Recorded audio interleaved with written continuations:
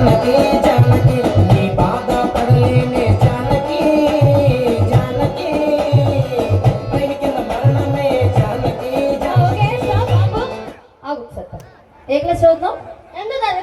ఎనిమిదో టేబుల్ చెప్పు. సారీ ఎందో ఎక్కువ చెప్పు. ఎనిమిది ఎంత అంతేనా? 8 8 ఎంత? 46 ఏనా? మీకు రాదా? ఇది రానా? 5 5 ఎంత? 45. ఆగట్రా. 7 7 9 8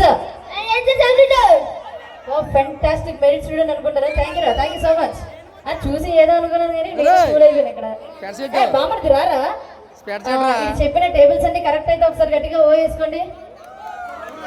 గట్టిగా ఓ వేసుకోండి అయ్యా.